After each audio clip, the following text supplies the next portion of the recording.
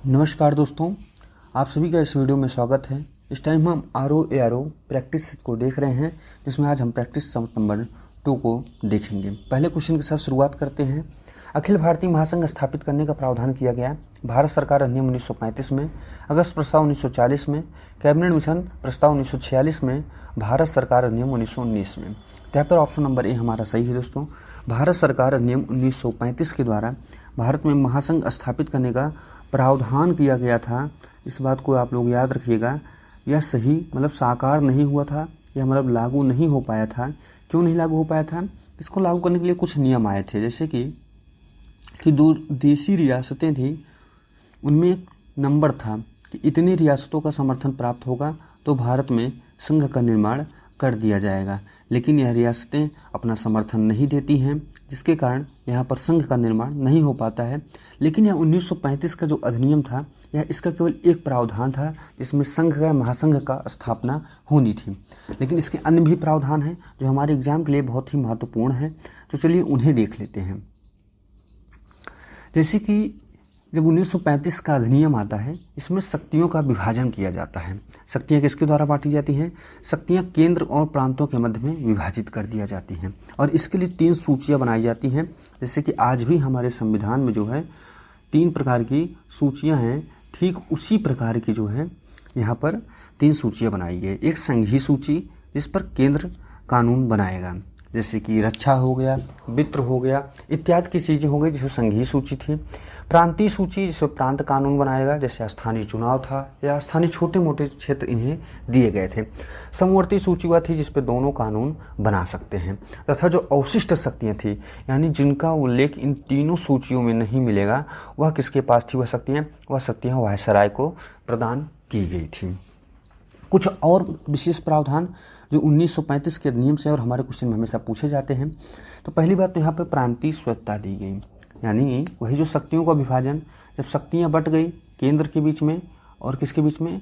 प्रांत के बीच में, माना जाता है कि प्रांत यहाँ पे कुछ स्वायत्तता प्राप्त होती है, यानी कुछ शक्तियाँ इन्हें मिलने लगती हैं। केंद्र में द्वैध शासन आता है। केंद्र में द्वैध शासन का मतलब है दोस्तों, यहाँ पे द्विस्तरीय शासन है, द्विमंडलीय शासन है। जैसे हमारे यहाँ पे आज लोकसभा, राज्यसभा है, ठीक उसी प्रकार यहाँ पर उच्च सदन और केंद्रीय सदन और निम्न सदन की व्यवस्था की गई है। द्विसदनीय विधानमंडल स्थापित किया जाता है।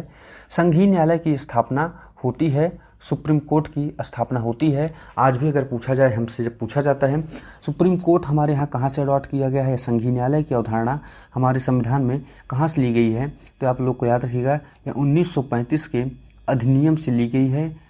या ऑप्शन आए तो इसी पे टिक कर दीजिएगा। भारतीय परिषद की गठन की जाती है तथा मताधिकार प्राप्त होते हैं एवं प्रत्यक्ष चुनाव की संकल्पना जारी हो जाती है। अगले क्वेश्चन की तरफ अपने हम आगे बढ़ते हैं दोस्तों। भारतीयों को वर्ष 1947 में सार्वभौम सत्ता सौंपने की योजना निम्न के किस नाम से जानी गई? ऑप्शन ए है माउंटबेटन योजना, ऑप्शन बी है विवेल योजना, डूरंड योजना या मार्ले मिंटो योजना। तो यहाँ पे दोस्तों ऑप्शन नंबर ए माउंटबेटन योजना सही हो जाएगा। आप सभी को पता होगा हमारे आखिरी वायसराय माउंटबेटन थे, जिन्होंने भारत में सत्ता हस्तांतरण किया था। यानी जो ब्रिटिश सरकार थी उससे सत्ता इन्होंने किसकी दी थी? भारत सरकार को दिया था। ठीक, तो सार्वभौमिक सत्ता सौंपने का योजना को किससे जानते थे? माउंटबेटन योजना के नाम से जाना जाता है। हालांकि इनकी योजना जो है पाकिस्तान का पार्टीशन भी था, इस बात को भी आपको ध्यान में रखना है। अगले क्वेश्चन की तरफ हम अपने आगे बढ़ते हैं दोस्तों। अगला क्वेश्चन है भारत का संविधान लागू होने तक स्वतंत्रता के पश्चात इसका शासन किसके अंतर्गत चलाया गया? ऑप्शन ए है इंग्लैंड के संविधान के अनुसार, ऑप्शन बी है भारतीय नेताओं से परामर्श से बने कानून द्वारा, ऑप्शन सी है 1935 भारत सरकार अधिनियम द्वारा। उपयुक्त में से कोई नहीं, ऑप्शन नंबर डी है हमारा। आप सभी को पता है हमारा देश 15 अगस्त 1947 को आज़ाद हो जाता है, और हमारी पहली बैठक संविधान सभा की जो होती है वह होती है 9 दिसंबर 1947 को। ठीक, और हमारा संविधान बन के जो रेडी होता है और पहली बार से अंगीकृत किया जाता है वह 24 जनवरी, सॉरी एक थोड़ी सी मिस्टेक, यहाँ पे 24 जनवरी नहीं होगी, 24 दिसंबर 1949 को हमारा संविधान बन के तैयार होता है। यह क्वेश्चन हमसे पूछ रहा है, ये जो 15 अगस्त 1947 से लेकर के 24 दिसंबर 1949 तक, या हम कहें 26 जनवरी 1950 तक हमारा संविधान किसके तहत चलाया गया था। तो दोस्तों, भारत सरकार अधिनियम 1935 के जो प्रावधान थे उसी के आधार पर हमारे यहाँ पे शासन चलाया जा रहा था। और शासन चलाने का कार्य कौन कर रहा था, जिसे कहते हैं अंतरिम सरकार के नाम से जाना जा रहा था, जिसका नेतृत्व पंडित जवाहरलाल नेहरू कर रहे थे। और यही सरकार जो है संविधान सभा के रूप में भी कार्य कर रही थी। आपको इस बात को भी ध्यान रखना है, ठीक है। अगले क्वेश्चन की तरफ हम अपने आगे बढ़ते हैं। कैबिनेट मिशन योजना के विषय में कौन सा कथन सही नहीं है। ऑप्शन ए है पाकिस्तान की स्वीकृति, भारतीय सदस्यों वाला अंतरिम मंत्रिमंडल, प्रांतीय सामूहिकरण, या संविधान निर्माण का अधिकार। तो इसमें दोस्तों हमारा कौन सा क्वेश्चन सही होगा, ऑप्शन नंबर कौन सा सही हो जाएगा। तो इसमें ऑप्शन नंबर ए सही हो जाएगा, पाकिस्तान की स्वीकृति। क्योंकि जो कैबिनेट मिशन आया था इसमें सब कुछ तो था, भारतीय सदस्यों वाला अंतरिम मंत्रिमंडल भी था, प्रांतीय सामूहिकरण भी था और संविधान निर्माण का अधिकार भी था, लेकिन पाकिस्तान की स्वीकृति इसके द्वारा नहीं दी गई थी, जिसके कारण ही जो मुस्लिम लीग था उसने इसका विरोध किया था। इस बात को भी आपको ध्यान रखना है, ठीक है। हम अपने अगले क्वेश्चन की तरफ आगे बढ़ते हैं। अगला क्वेश्चन है 1946 कैबिनेट मिशन 3 मंत्रियों में संगठित था, निम्नलिखित में से कौन इसका सदस्य नहीं था। यह बहुत ही इंपॉर्टेंट क्वेश्चन है और अगर आपके पास पूर्वावलोकन होगा तो आप उठा के देखेंगे, इसको पूछने के नंबर ऑफ टाइम्स बहुत ज़्यादा यह पूछा जाता है। तो इसमें ऑप्शन ए है लॉर्ड एमरी, ऑप्शन बी है Lord Patrick Lawrence, option C है Sir Stafford Cripps, option D है एबी अलेक्जेंडर। तो इसमें क्या सही हो जाएगा दोस्तों, लॉर्ड एमरी जो थे वह इस सदस्य नहीं थे, किसके, कैबिनेट मिशन के, जबकि Lord Patrick Lawrence and Stafford Cripps and AB Alexander ये तीनों जो है इसके सदस्य हुआ करते थे। यह क्वेश्चन बार बार पूछा जाता है, इसको याद रखिएगा। कैबिनेट मिशन क्यों लाया गया था, कैबिनेट मिशन लाया गया था भारतीय संविधान सभा का गठन इसके द्वारा किया गया, यह संविधान गठन की मंजूरी दी गई, ठीक है। और जो है क्या कहा गया इसके अंतर्गत, इसमें लेकिन याद रखिएगा जैसे भी मैंने पीछे बताया, पाकिस्तान का विभाजन को इसमें स्वीकार नहीं किया हुआ था। और यह कब लाया गया था, 1946 में लाया गया। अगले क्वेश्चन की तरफ हम अपने आगे बढ़ते हैं। मॉन्टेग्यू चेम्सफोर्ड सुधार के प्रावधानों का सार था। मॉन्टेग्यू चेम्सफोर्ड सुधार कब आया था, तो सबसे पहले आपको यही जान लेना चाहिए। तो मॉन्टेग्यू चेम्सफोर्ड सुधार आया था 1919 में। अब हम कुछ इसके ऑप्शंस को देख लेते हैं। प्रांतों में दोहरा शासन, राज्यों की स्वायत्ता, हिंदू मुस्लिम हेतु अलग अलग निर्वाचन व्यवस्था, राज्यपाल को वीटो शक्ति। तो क्या होगा सही दोस्तों, प्रांतों में दोहरा शासन जो लगाया गया था वह किसके द्वारा लगाया गया था, मॉन्टेग्यू चेम्सफोर्ड सुधार के द्वारा लाया गया था। राज्यों की जो स्वायत्ता है वह 1935 में दी गई थी। हिंदू मुस्लिम हेतु अलग अलग निर्वाचन की व्यवस्था, इसे आप 1909 पार्लियामेंटो सुधार एक्ट के तहत देख सकते हैं। अगले क्वेश्चन की तरफ हम अपने आगे बढ़ेंगे। 1909 के इंडियन काउंसिल एक्ट में किस बात की व्यवस्था की गई। ऑप्शन ए है संघीय व्यवस्था, ऑप्शन बी है प्रांतीय व्यवस्था, ऑप्शन सी है द्वैध शासन प्रणाली, ऑप्शन डी है सांप्रदायिक प्रतिनिधित्व। आपको याद होगा कि 1905 से लेकर के भारतीय संविधान में राष्ट्र की भावनाएं बहुत तेज बढ़ रही थी, आंदोलन राष्ट्रीयकृत हो रहा था, ज़्यादा से ज़्यादा क्रांतिवीर हो रहे थे और एक राष्ट्र भावना की हवा चल रही थी। तो इस टाइम जो यहाँ के गवर्नर थे, वायसराय थे, उनका नाम था मार्ले। तो उन्होंने क्या किया कि इसकी कहा इनको तोड़ा जाए, अगर इनको नहीं तोड़े, इनकी राष्ट्रीय एकता को नहीं तोड़ते हैं तो हमारे लिए आगे शासन करना कठिन होने लगा। तो उन्होंने क्या किया, चुनाव की एक नई प्रणाली लाई। और उस टाइम मुस्लिम लीग जो है एक नए संगठन के रूप में उभर रहा था, वह पिछड़ों का नेता बन रहा था, जिसके कारण उन्होंने क्या कहा कि मुस्लिमों के लिए कहा कि हम तुम्हें चुनाव करने के लिए एक ऐसा क्षेत्र देंगे या हम तुम्हें ऐसा काम देंगे कि वहाँ पर सिर्फ तुम ही चुनाव लड़ सकते हो और तुम ही जीतोगे। मतलब से मान लीजिए कि कुछ जगह पर या कुछ क्षेत्र आरक्षित कर दिए जाएंगे जहाँ पे सिर्फ मुस्लिम ही सीटें होंगी और मुस्लिम ही चुनाव लड़ सकेंगे। तो सांप्रदायिक प्रतिनिधित्व जो था वह इसके लिए ऑप्शन नंबर डी सही हो जाएगा। अगले क्वेश्चन की तरफ हम अपने आगे बढ़ते हैं। मुसलमानों के लिए अतिरिक्त निर्वाचन मंडल किसके द्वारा प्रारंभ किया गया, तो अभी मैंने बताया पार्लियामेंटो सुधार एक्ट 1909, ये पिछले क्वेश्चन पर आधारित था। लेकिन देखिए अलग अलग एक ही क्वेश्चन को कई बार थोड़े से शब्दों को बदल करके नए क्वेश्चन को तैयार कर लिया जाता है और विद्यार्थी उसमें भ्रमित होने लगता है। जैसे कि इसी को सांप्रदायिक चुनाव भी कहा जाता है। अब इसी के लिए अगर हमने पूछ लिया मुसलमानों के लिए अतिरिक्त निर्वाचन मंडल, अब पता लगा आपको याद ही नहीं आ रहा है, तो इसलिए भी क्वेश्चन के अलग अलग हमने रूपों में रखा ताकि इस चीज़ को आप समझ सकें कि अगर कोई क्वेश्चन आप देख रहे हैं तो उसके हर पहलुओं को देख सकें ताकि उससे जब पूछा जाए कोई उसके शब्द बदले जाएं तो आपके आंसर गलत ना हो। अगले क्वेश्चन की तरफ आगे बढ़ते हैं। मार्ले मिंटो सुधार बिल किस वर्ष पारित किया गया? तो 1909 में पारित किया गया। अभी आपको इसके बारे में हमने बताया है। अगले क्वेश्चन की तरफ पढ़ते हैं।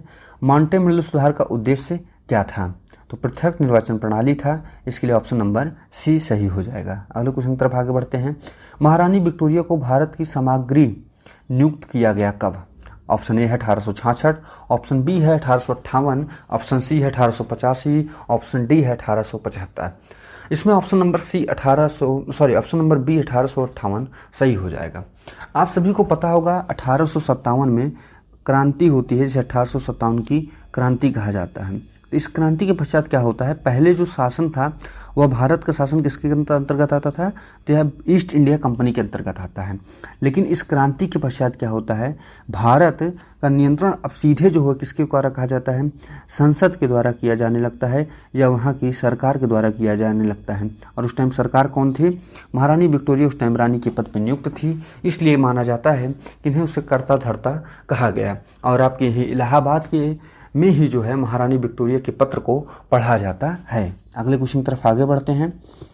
भारत के गवर्नर जनरल को किस एक्ट के द्वारा अपनी समिति के निर्णयों को अस्वीकार करने का अधिकार मिला? ऑप्शन ए है 1786 का अमेंडमेंट एक्ट, ऑप्शन बी है 1773 का रेगुलेटिंग एक्ट, ऑप्शन सी है 1813 का चार्टर एक्ट, या ऑप्शन डी है 1784 का पिट्स इंडिया एक्ट। दसम दोस्तों, जब ब्रिटेन जो है अपने एक उपनिवेश अमेरिका को हार जाता है तो उस क्या करता है कि यहाँ पर नियंत्रण बढ़ाने की कोशिश करता है ताकि भारत में भी विद्रोह ना हो और भारत पर उसका नियंत्रण बना रहे। इसके लिए 1784 में जो है यहाँ पे एक नियुक्त किया जाता है वायसराय गवर्नर जनरल, जिसका नाम था कॉर्नवालिस। और कॉर्नवालिस को कुछ विशेष शक्तियाँ प्रदान की जाती हैं। ठीक है, पहले तो यह दिया जाता है कि वह अपने कामों को, अपने समिति के सदस्यों को निर्णय करने के लिए उसको होगा कि मतलब वह कौन कौन उसके समिति में सदस्य बैठेगा वह मानने का अधिकार 1784 के द्वारा मिल जाता है। ठीक, लेकिन जिसे पिट्स इंडिया एक्ट के नाम से भी जाना जाता है। लेकिन फिर इसी का एक संशोधन लाया जाता है जो आता है 1786 में, जिसे अमेंडमेंट एक्ट के नाम से जाना जाता है। और इसमें यह कहा जाता है कि अगर गवर्नर जनरल को यह लगे कि जो समिति निर्णय दे रही वह ठीक नहीं है तो उसको खारिज करके भी अपने हिसाब से निर्णय ले सकता है। अगले क्वेश्चन की तरफ हम अपने आगे बढ़ेंगे। रेगुलेटिंग एक्ट पारित कब किया गया था दोस्तों? तो 1773 में रेगुलेटिंग एक्ट पारित किया गया था। याद रखिएगा, भारत के लिए संसद के द्वारा पारित होने वाला पहला एक्ट कौन सा था? रेगुलेटिंग एक्ट था, जिसके द्वारा क्या किया गया था, जिसके आप बोर्ड ऑफ मेंबर की गठन किया गया था। ठीक है, संसद का सदन चला जाएगा जो डायरेक्टर के अंतर्गत, इनके नीचे डायरेक्टर हुआ करता था, ऊपर बोर्ड ऑफ मेंबर हुआ करते थे। 1773 में रेगुलेटिंग एक्ट लाया जाता है। अगले क्वेश्चन की तरफ आगे बढ़ते हैं। निम्नलिखित में से किस अधिनियम द्वारा भारत की गवर्नर जनरल को अध्यादेश जारी करने के अधिकार प्रदान किया गया है? ऑप्शन ए भारतीय परिषद अधिनियम 1861, option B Charter Act 1833, option C भारतीय परिषद अधिनियम 1892, ऑप्शन डी भारतीय परिषद अधिनियम 1909। तो क्या सही हो जाएगा दोस्तों? ऑप्शन नंबर सी सही हो जाएगा। भारतीय परिषद अधिनियम 1892 के अंतर्गत गवर्नर जनरल को अध्यादेश पारित करने का आदेश दिया जाता है, जिससे कि आज हमारे राष्ट्रपति को भी यह अधिकार प्राप्त है। भारत के राष्ट्रपति आर्टिकल 123 के आधार पर अध्यादेश जारी कर सकते हैं। अगले क्वेश्चन की तरफ आगे बढ़ते हैं। बी.आर. अम्बेडकर और महात्मा गांधी के मध्य सन 1932 में हस्ताक्षरित पूना समझौता में क्या प्रावधान था? ऑप्शन ए है निम्न वर्ग के लिए पृथक निर्वाचन क्षेत्र, ऑप्शन बी है भारत के लिए डोमिनियन स्थिति बनाया जाना, ऑप्शन सी है निम्न वर्ग के लिए आरक्षण सहित युक्त निर्वाचन क्षेत्र, मुसलमानों के लिए पृथक निर्वाचन क्षेत्र। तो इसमें क्या सही होगा दोस्तों? इसमें सही होगा ऑप्शन नंबर सी, निम्न वर्ग के लिए आरक्षण सहित संयुक्त निर्वाचन क्षेत्र। दरअसल में जैसे कि मुसलमानों को पृथक निर्वाचन दिया गया था, और इसी सांप्रदायिकता की आग जो उसने मार्ले मिंटो ने लगाई थी मिल करके, यह धीरे धीरे बढ़ता चला जा रहा था। और एक समय ऐसे आया कि जब भीमराव अंबेडकर जी BR अम्बेडकर जी जो है, यह बढ़ गए थे कि दलितों को भी संयुक्त पृथक निर्वाचन क्षेत्र का अधिकार दिया जाना चाहिए। लेकिन गांधी जी इसका विरोध करते हैं। गांधी जी कहते हैं कि अगर हम ऐसे ही करते रहे तो भारतीय समाज अलग अलग भागों में बिखरता हुआ चला जाएगा और हम कभी भी अपनी स्वतंत्रता की लड़ाई को एक साथ मिलकर नहीं लड़ पाएंगे। इसमें दोनों बीच में टकराव होता है और यहाँ पर क्या करते हैं, गांधी जी आमरण अनशन पर बैठ जाते हैं, जिसके बाद अंबेडकर जी आते हैं और इन दोनों के मध्य एक समझौता हस्ताक्षरित होता है, जिसके लिए यह कहा जाता है कि पृथक निर्वाचन तो नहीं दिया जाएगा, लेकिन हाँ, दलितों के लिए कुछ क्षेत्र आरक्षित किए जाएंगे जहाँ पर उनके कैंडिडेट खड़े होंगे और वह चुनाव लड़ सकेंगे। अगले क्वेश्चन की तरफ हम अपने आगे बढ़ते हैं दोस्तों। निम्नलिखित में से किस अधिनियम में केंद्र में द्वैध शासन स्थापित किया गया? भारत सरकार अधिनियम 1991, भारत शासन अधिनियम 1935, भारत परिषद अधिनियम 1909 और भारत परिषद अधिनियम 1989। तो आप सभी को पता होगा, इसमें ऑप्शन नंबर बी सही हो जाएगा। भारत शासन अधिनियम 1935 के द्वारा केंद्र में द्वैध शासन लाया जाता है। और अगर यही राज्यों में द्वैध शासन पूछ लिया जाए तो इसको बता दीजिएगा 1919। ठीक है, इस बात को भी याद रखिएगा। अगले क्वेश्चन की तरफ आगे बढ़ेंगे। संघीय प्रणाली का पहला प्रयास भारत सरकार अधिनियम किसके द्वारा किया गया था? तो इसमें ऑप्शन नंबर सी सही हो जाएगा। 1935 के द्वारा यह प्रयास किया गया था।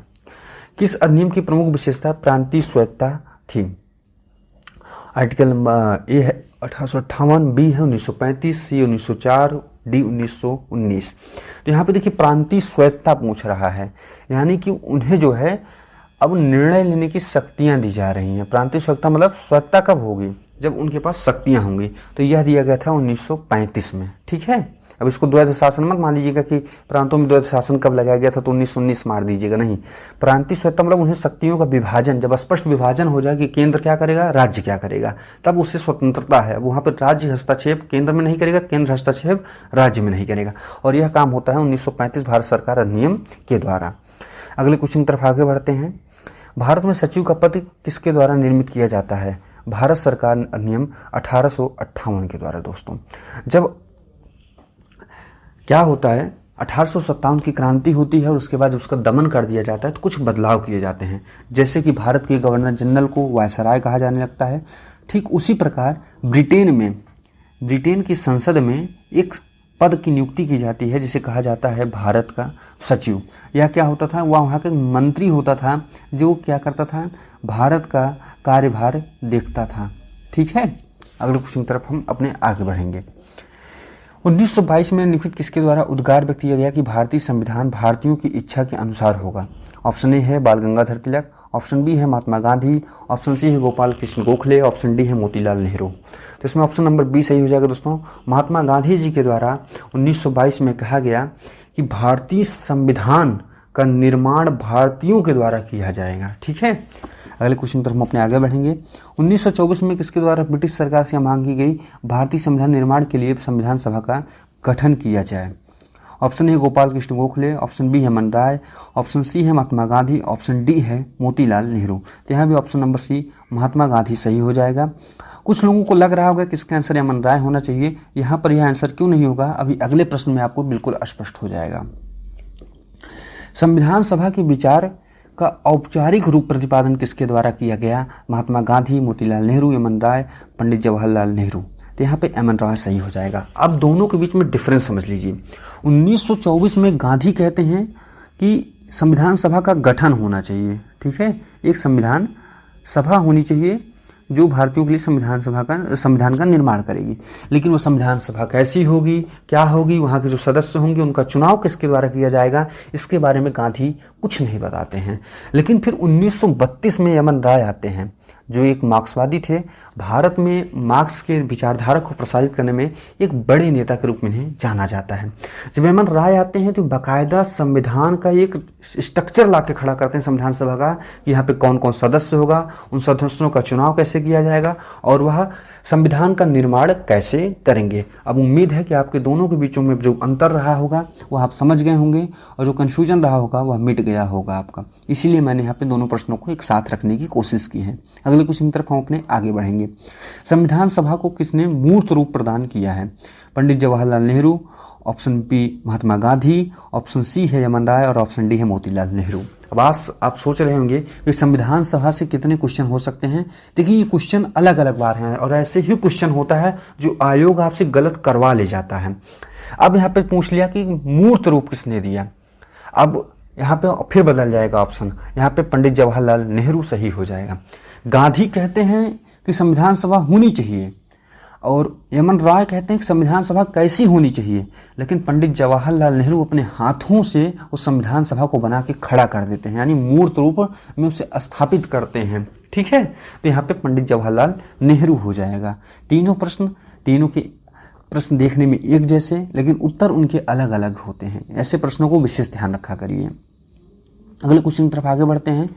कांग्रेस ने किस प्रकार के बाह्य हस्तक्षेप की ना भारतीय जनता द्वारा संविधान के निर्माण की मांग को लेकर के प्रस्तावित किया था? ऑप्शन ए है 1931, ऑप्शन बी है 1936, ऑप्शन सी है 1942 और ऑप्शन डी है 1928। तो यहाँ पर ऑप्शन नंबर बी सही हो जाएगा, 1936। अगले क्वेश्चन की तरफ आगे बढ़ते हैं। 1938 में किस व्यक्ति ने वयस्क मताधिकार पर संविधान सभा के गठन की मांग की थी? ऑप्शन ए है सुभाष चंद्र बोस, ऑप्शन बी है सरदार वल्लभ भाई पटेल, ऑप्शन सी है महात्मा गांधी और ऑप्शन डी है पंडित जवाहरलाल नेहरू। इसमें क्या सही हो जाएगा दोस्तों? महात्मा गांधी जो होते हैं उन्होंने कहा था कि वयस्क मताधिकार होना चाहिए। ठीक है दोस्तों, अगले क्वेश्चन की तरफ अपने आगे बढ़ेंगे। 1942 में किस योजना के तहत स्वीकार किया गया कि भारत में एक निर्वाचित संविधान सभा का गठन होगा, युद्धोपरांत संविधान सभा का निर्माण करेगी? ऑप्शन ए है माउंटबेटन योजना, ऑप्शन बी है क्रिप्स योजना और ऑप्शन सी है कैबिनेट मिशन योजना, ऑप्शन डी है वेवेल योजना। तो यहाँ दोस्तों ऑप्शन नंबर बी क्रिप्स योजना सही हो जाएगा। क्रिप्स योजना के द्वारा यह वादा किया जाता है कि विश्व युद्ध के बाद, द्वितीय विश्व युद्ध के बाद संविधान सभा का गठन किया जाएगा। और फिर कैबिनेट मिशन योजना आता है जो क्या करता है, संविधान सभा का गठन करवाता है। अगले क्वेश्चन की तरफ हम अपने अब आगे बढ़ेंगे। भारतीय संविधान के गठन की मांग सर्वप्रथम 1895 में किसके द्वारा की गई थी? अब देखिए ये क्वेश्चन हम और पीछे चले गए। ऑप्शन ए है बाल गंगाधर तिलक, ऑप्शन बी है महात्मा गांधी, ऑप्शन सी है BR अम्बेडकर और ऑप्शन डी है पंडित जवाहरलाल नेहरू। यहाँ पे दोस्तों बाल गंगाधर तिलक सही हो जाएगा। वो पहले क्रांतिकारी थे जिन्होंने संविधान सभा की मांग की थी। अगले क्वेश्चन की तरफ हम अपने आगे बढ़ेंगे। भारतीय संविधान सभा को गठित करने का आधार क्या था? भारत डोमिनियन के प्रांतीय राज्य विधानमंडल के प्रस्ताव, भारतीय राष्ट्रीय कांग्रेस का प्रस्ताव, भारतीय स्वतंत्रता नियम 1947, कैबिनेट मिशन प्लान 1946। इसका आंसर आप सभी को अब तक पता चल गया होगा, मैंने 3-4 बार बता चुका हूँ। कैबिनेट मिशन प्लान 1946 के द्वारा संविधान सभा की गठन की बात की गई या आधार रखा गया संविधान सभा के गठन का। ठीक है, अगले क्वेश्चन की तरफ हम अपने आगे बढ़ेंगे। भारतीय संविधान सभा का गठन किसके द्वारा किया गया? सॉरी दोस्तों, क्वेश्चन फिर से रिपीट हो गया है, चलिए कोई बात नहीं। भारतीय संविधान सभा का गठन किसके अनुसार किया गया? तो कैबिनेट मिशन के द्वारा किया गया। अगले क्वेश्चन की तरफ आगे बढ़ेंगे। 1936 में भारतीय राष्ट्रीय कांग्रेस द्वारा संविधान सभा के गठन की मांग हेतु अधिवेशन कहाँ पे रखी गई थी? ऑप्शन ए है लाहौर, ऑप्शन बी है कानपुर, ऑप्शन सी है फैजपुर और ऑप्शन डी है मुंबई। तो यहाँ दोस्तों ऑप्शन नंबर सी सही हो जाएगा, फैजपुर। फैजपुर में अधिवेशन हुआ था जहाँ पे भारतीय संविधान सभा के गठन का प्रस्ताव जो था वह कांग्रेस के द्वारा पारित किया गया था। ठीक है, इस बात को आप लोग याद रखिएगा। अब इसको 2 रूप में याद रखिएगा। 1936 में पारित किया गया और कहाँ पे पारित हुआ? तो फैजपुर में पारित होता है। आज का क्वेश्चन यही तक थे। हमने 30 महत्वपूर्ण क्वेश्चन जो भारत के संवैधानिक विकास यात्रा से संबंधित थे, हमने उनको देखा कि भारतीय संविधान में किस प्रकार भारतीय संविधान निर्माण किस प्रकार हुआ और हमारी आज़ादी की लड़ाई के साथ साथ हमने कैसे संविधान की भी लड़ाई लड़ी। मिलेंगे आपसे अगले वीडियो में, तब तक के लिए धन्यवाद।